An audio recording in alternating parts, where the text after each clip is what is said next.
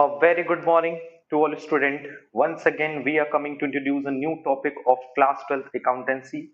As you know very well, in the last few videos, we discussed the second chapter of part A of accountancy, that is accounting for partnership firm fundamental. In this chapter, we discuss a lots of important topic which are included in it. So in this video, first of all, we solve the practical problem related to the share. Okay, so please listen carefully. In this video, first of all, we solve the practical problem related to the share, and thereafter we will move to the another practical problem which are taken from the chapter number 2 of the part A of accountancy, that is a accounting for partnership firm fundamental.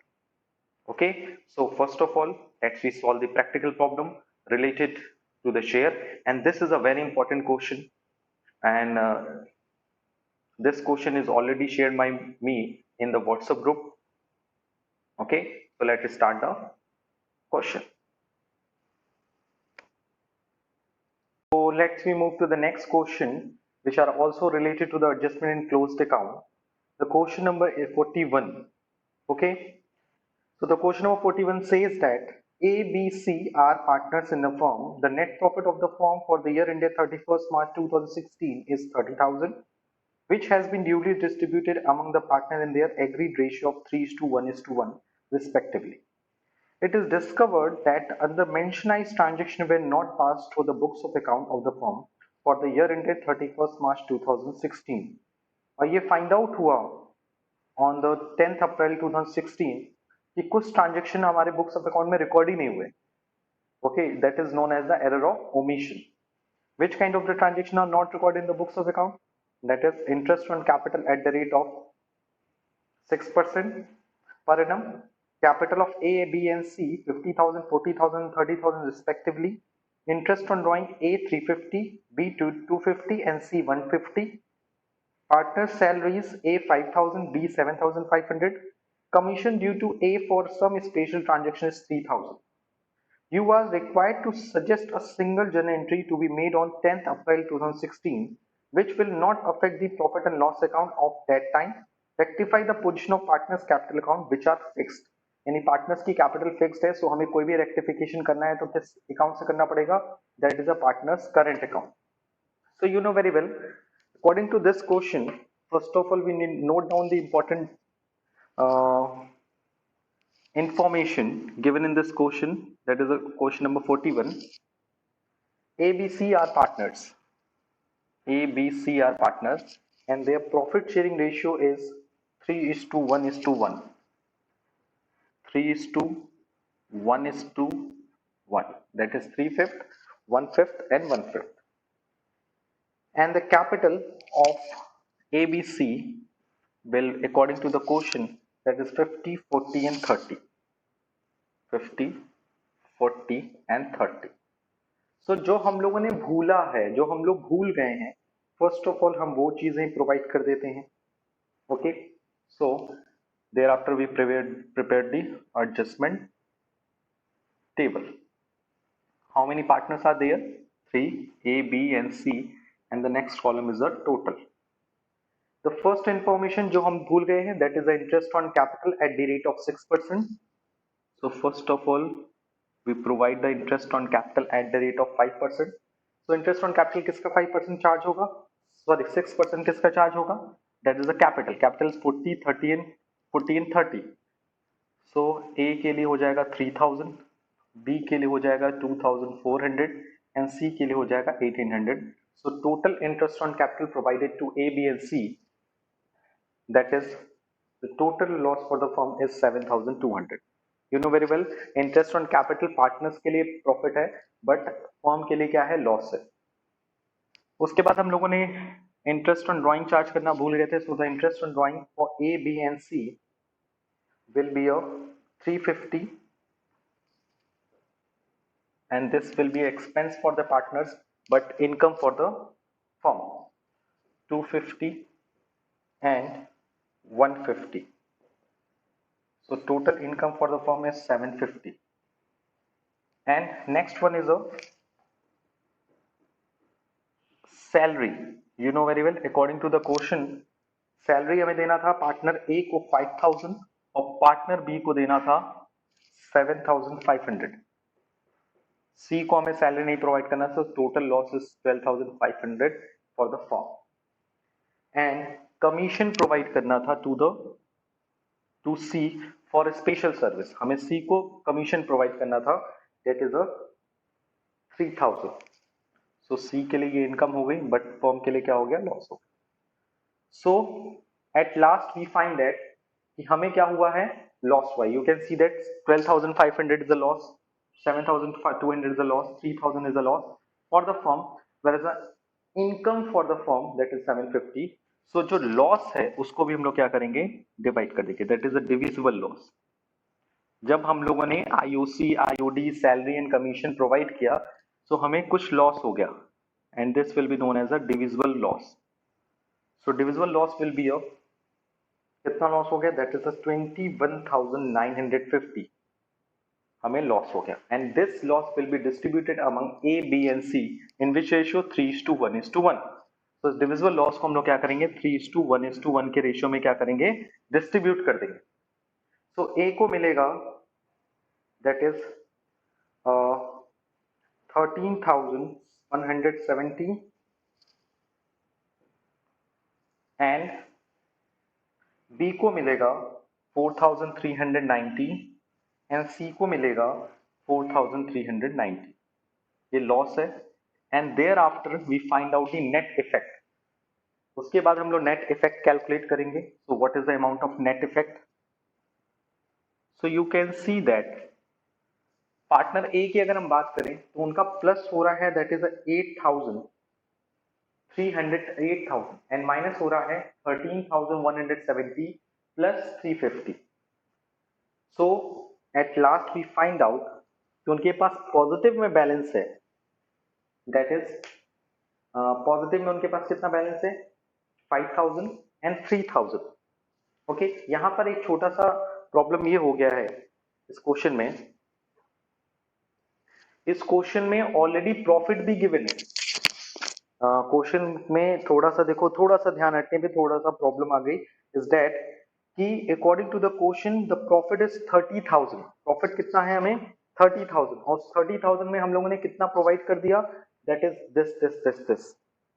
Okay, सो हमें profit भी partners के बीच में distribute करना पड़ेगा। Okay, and the profit will be 30,000।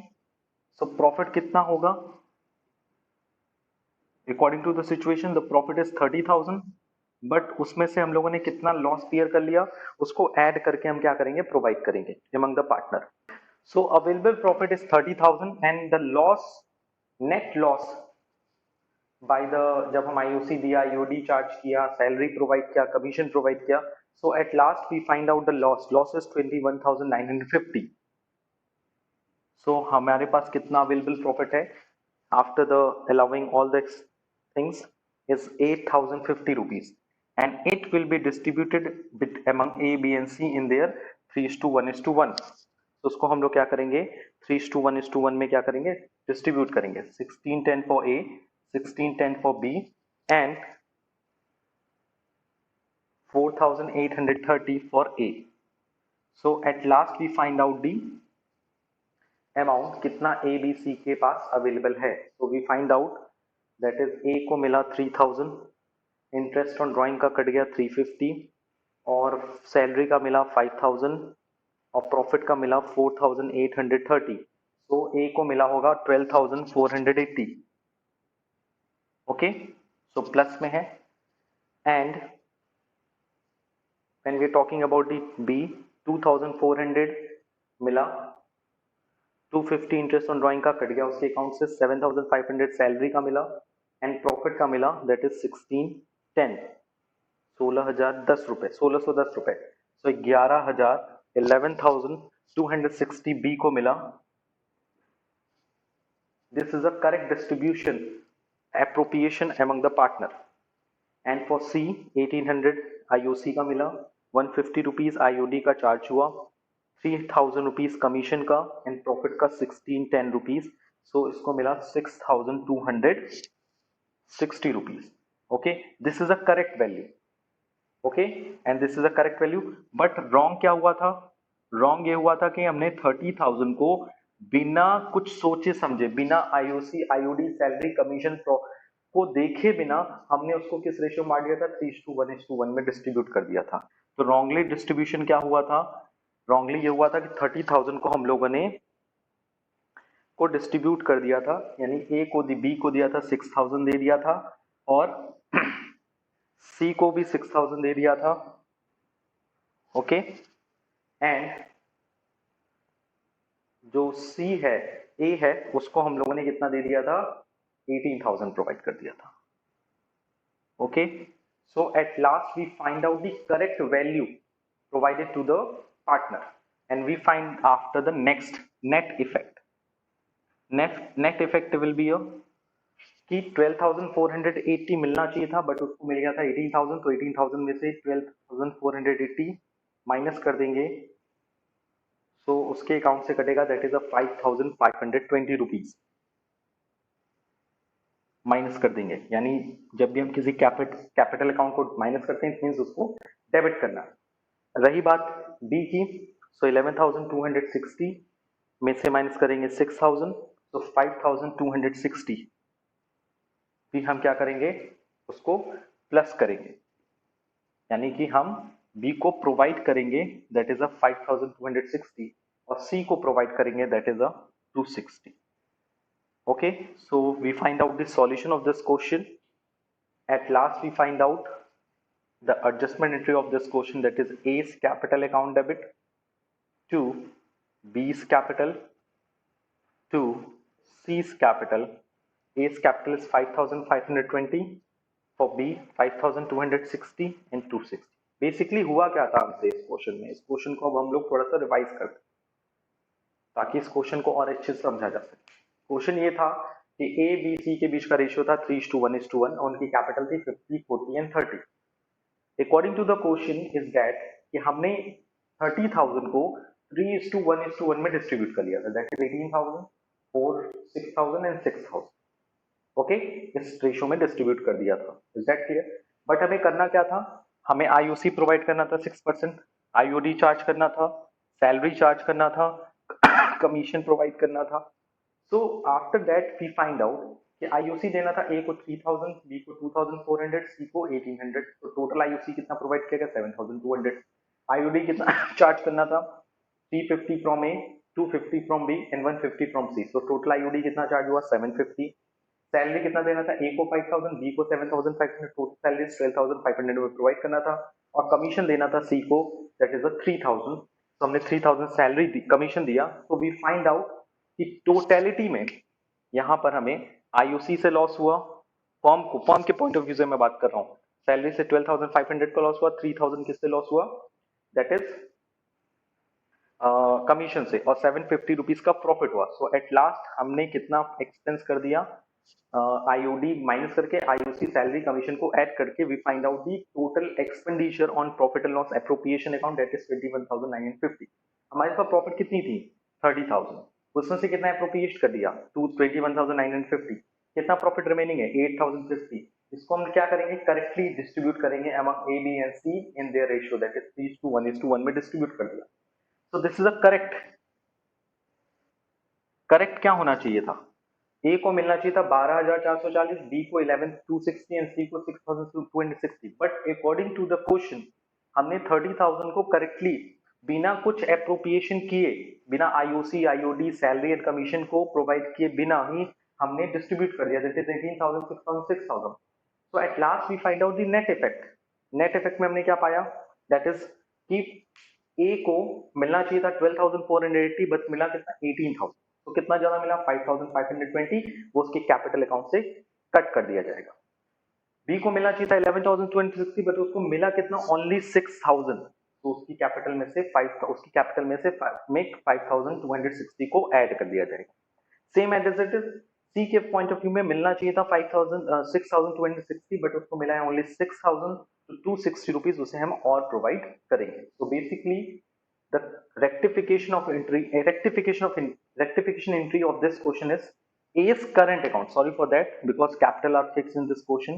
So the rectification entry is A's current account debit because A के current account से हमें cut करना है और बी और सी के करंट अकाउंट में हमें क्या करना है, ऐड करना है. So to B's current to C's current. So the values A's current 5520, B's current 5060 and C's current is 260. Okay, so please note down this question, this solution in your copy. So let's we take the one question from share. The question number 63 are as follows. SK Limited invited application for issuing 3,20,000 equity share of rupees 10 each. Listen carefully. The question is SK Limited invited application for 3,20,000 equity share of 10 each at a premium of rupees 5 per share. The amount was payable as follows. The amount are application 3 per share including premium 1 per share, on allotment 5 per share including premium 2 per share, and first and final call balance.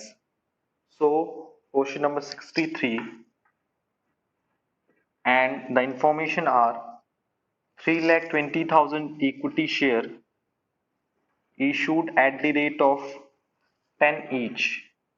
Company ने 3,20,000 share issue किए 10 रुपए के, जिसपे premium था 5 rupees. So plus 5 rupees premium. Okay, according to the question application for 3 per share, application है 3 पे, allotment है 5 पे, and first and final call पर है balance. So you know very well application 3 rupees में है जिसमें 1 रुपए प्रीमियम है, तो 2 रुपए का शेयर हो गया, 1 रुपए प्रीमियम हो गया.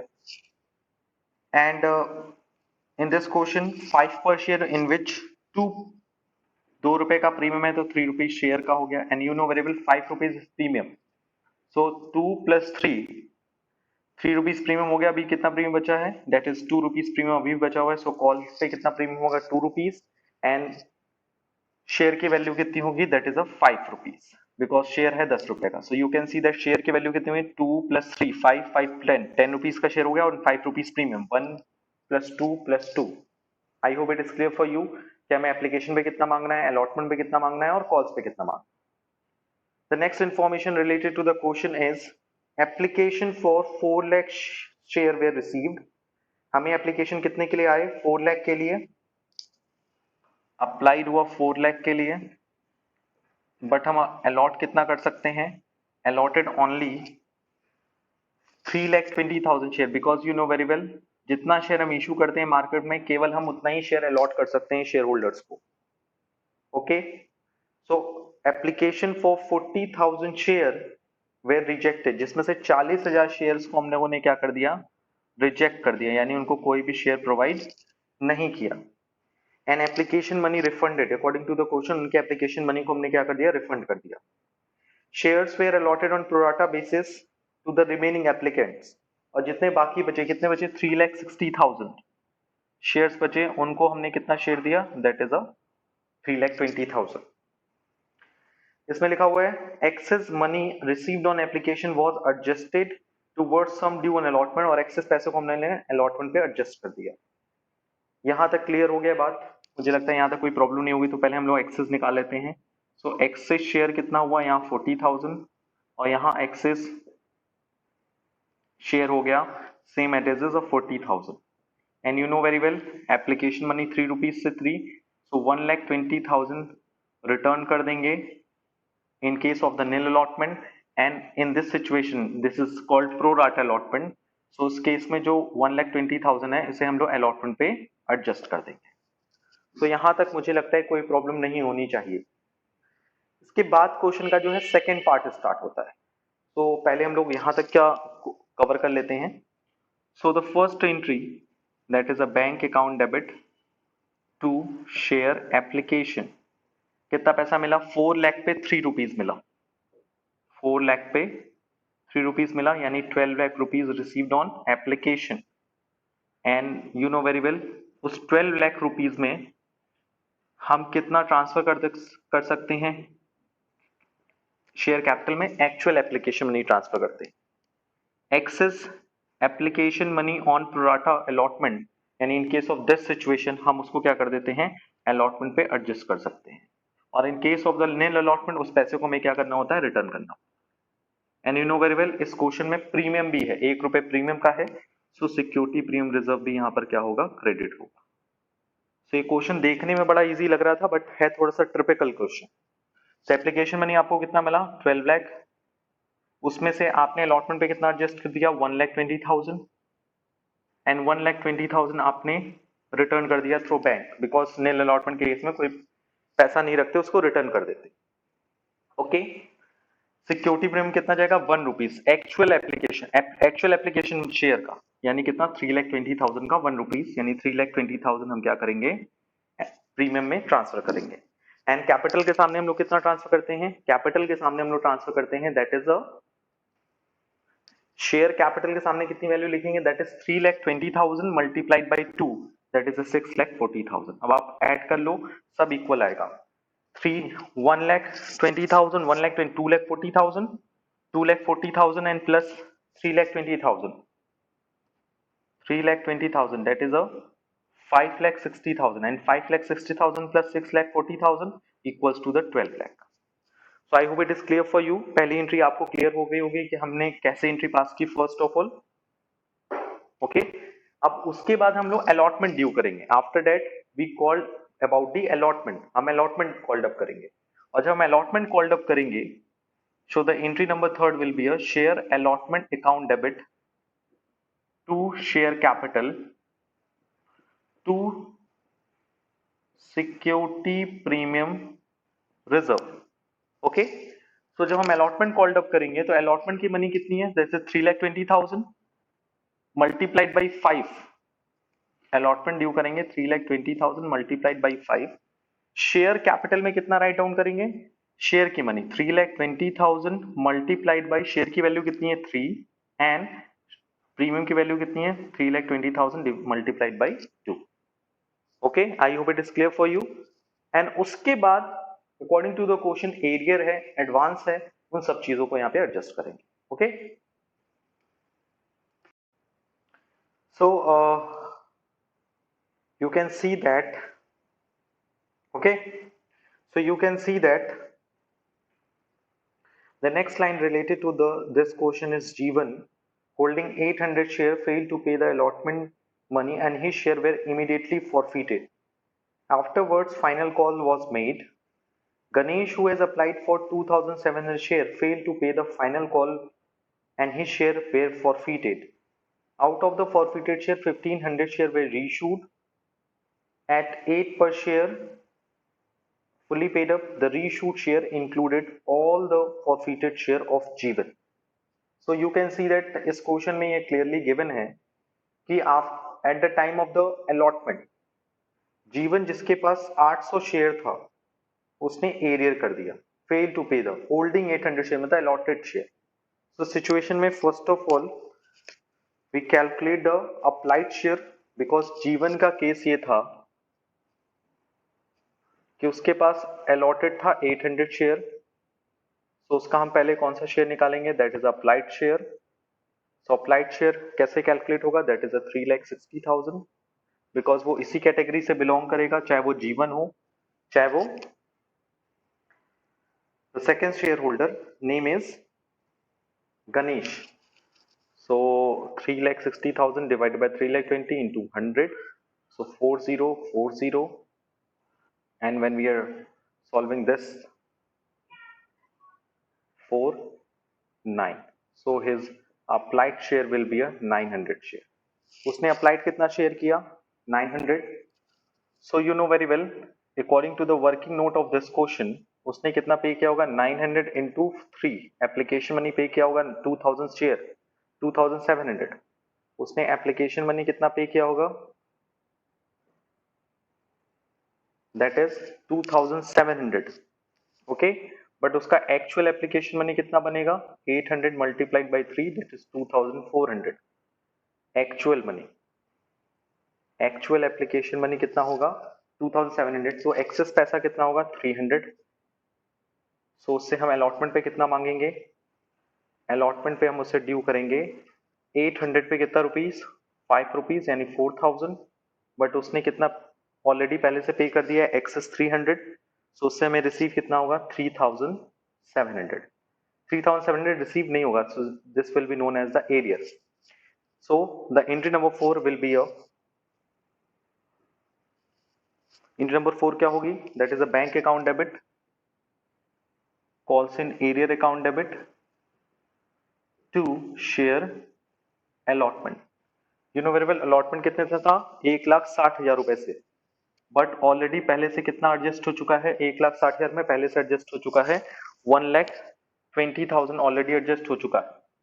So 1,60,000 में we deduct 1,20,000, so the value is 14,80,000. और उसमें एरियर कितना हो गया 3,700. So we received money on allotment. कितना रिसीव होगा माइनस कर लेंगे, that is 1,44,300. Sorry for that. That is a 14,80,000. 14,80,000 में 3,700 is the area. Okay, so 3,700 is the area. So 14,80,000 में 3,700 area होगा. So we received on allotment 14,76,300. जब आप इसको ऐड करोगे तो आएगा 14,80,000. कैसे हमने क्या किया, हमें अलॉटमेंट में मिलना चाहिए था 16 lakh rupees, but already excess पैसा कितना है हमारे पास 1,20,000 which are deducted non allotment. तो 16 लाख में से first of all we deduct 1,20,000. तो हमें रिसीव कितना होना चाहिए था 14,80,000, बट उसमें से भी जीवन ने क्या कर दिया है, ये जीवन का पूरा हम लोगों ने कैलकुलेट किया है एडजस्टमेंट, जीवन का कितना एरियर होगा, that is 3,700. Is that clear? And after that you know very well, हम लोगों ने क्या किया है, जीवन को शेयर को इमीडिएटली फॉरफिट कर लिया, because you know very well allotment पे प्रीमियम है. सो जब प्रीमियम का पैसा नहीं मिलता उस सिचुएशन में जब भी हम शेयर को फॉरफिट करते हैं, so the general entry will be share capital account debit security premium account debit to share forfeiture to calls in arrear. Entries clear होंगी I hope. Share capital account debit security premium debit to share forfeiture to calls in arrear. अब share capital में क्या लिखते हैं, actual money called. So 800 into share का पैसा कितना called up किया गया है, अलॉटमेंट के बाद ही उसके शेयर को फॉरफिट कर लिया गया है. तो अभी तक हमने उससे कितना डिमांड किया होगा 3 + 2 यानी 5 रुपीज 4,000. उसने क्या नहीं दिया, अलॉटमेंट नहीं दिया. अलॉटमेंट नहीं दिया इसका मतलब अलॉटमेंट का प्रीमियम भी नहीं दिया होगा. अलॉटमेंट का प्रीमियम कितना है 2 rupees, so that is 1600. 800 multiplied by 2. For future में क्या लिखते हैं, कितना मिला, और एरियर में कितने लिखना है, कितना नहीं मिला. तो कितना नहीं मिला वो तो क्लियरली हमने निकाला हुआ है 3,700. सो 5,600 में हमें पहले से कितना मिल चुका है, दैट इज 3,700. सो हमें कितना मिला होगा 1,900 of the share. Okay, I hope it is clear for you.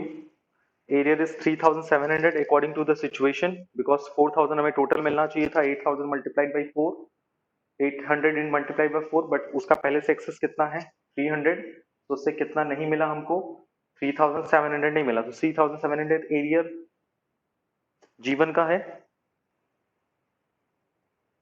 Okay, please note down this question in your copy properly. उसके बाद हम लोग कॉस्ट डिमांड करेंगे, because you know very well cost demand करते वक्त हमने 800 शेयर को forfeit कर लिया जीवन की, और जीवन के जब शेयर को फॉरफिट कर लिया है, so you know very well कि जीवन के शेयर पे फिर पैसा नहीं मिलेगा हमको.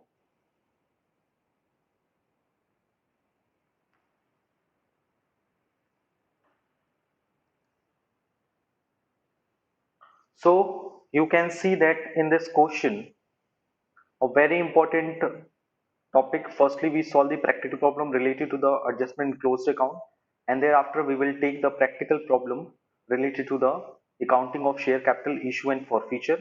And you can see that in this question जीवन का अलॉटेड शेयर दिया था, हमने अप्लाइड निकाला, फिर उसके बेसिस पे एक्सेस मनी कैलकुलेट की, फिर उसके बेसिस पे हमने उसका एरियर कैलकुलेट किया. सो अलॉटमेंट पे एरियर आया 3,700 एंड इमीडिएटली हमने उसके शेयर को फॉरफिट कर लिया. उसके बाद की जो एंट्रीज हैं दैट इज हम अलॉटमेंट मांगेंगे. ओके, अलॉटमेंट डिमांड करेंगे, फिर अलॉटमेंट को हम लोग sorry first call and final call demand करेंगे, फिर उस पर second person that is Ganesh वो एरियर करेगा और फिर उसके शेयर को फॉरफीट करेंगे एंड एट लास्ट हम रीइशू करेंगे the share reissued of the Ganesh and Jeevan, दोनों के शेयर को रीइशू करेंगे जिसमें जीवन का शेयर सबसे ज्यादा रीइशूड होगा. Okay, so in today's video I hope we solved all the practical problem very easily, and the complete solution of the question number 63 we will discuss in the next video. आज के लिए इतना ही. Thank you, thanks a lot. Apart from this, if you have any kind of doubts or suggestion regarding this video, please ask me in the online classes as well in the WhatsApp group. Thank you, thanks a lot, and take care.